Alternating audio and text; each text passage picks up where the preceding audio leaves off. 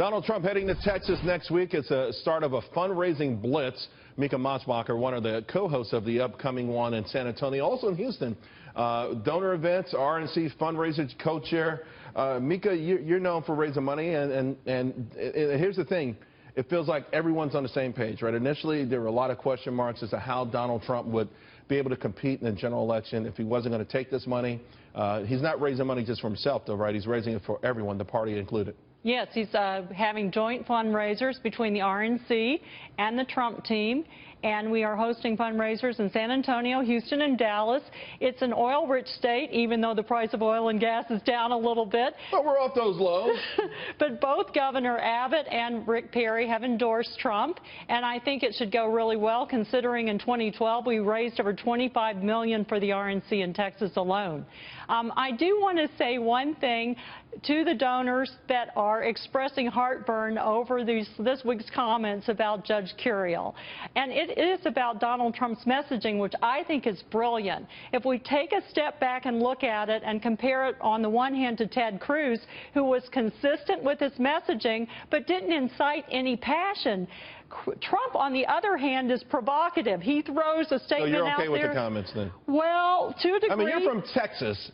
Houston is, you know, I think Houston's population is vehemently anti, you know, it's gone completely the other way. Dallas, this is something you think will play well in Texas, particularly for the future political, for the GOP and the future of the party? Well, we hope so. We need to offset some of the Hispanic voters that we're going to lose in California, possibly Arizona and Texas, with the independent voters coming in. And I think today's story will tell the tale. I think he will do extremely well in the 6 states, and with that, he will be able to carry that momentum into his fundraising. And we're hopeful that we'll raise about $4 million in Texas. They raised $650,000 in one day in California. Hillary Clinton talked about the former San Antonio mayor perhaps being on her ticket and openly talking about winning Texas. It seems like a pipe dream. It seemed like less of a pipe dream now, though, than it did 4 years ago. What's the deal with that? Is the Republican Party in Texas concerned about this at all? No, that's a Hail Mary on Hillary Clinton's part. I think Trump is possibly going to turn some red states blue.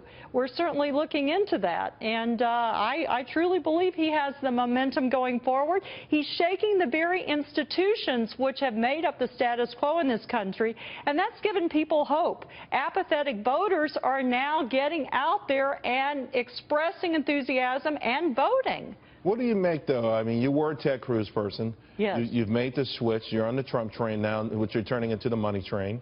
But what do you make of the still reluctance or the lukewarm embracing of Donald Trump by the establishment, for instance, of Paul Ryan, who today had comments of the comments that he's observing this Curiel thing a lot differently than you are? Yes, I'm a little bit disappointed. I really feel strongly that we don't want to lose the Supreme Court and that we need to get behind our nominee. I'm disappointed with Mitt Romney that he's not attending the convention, for example.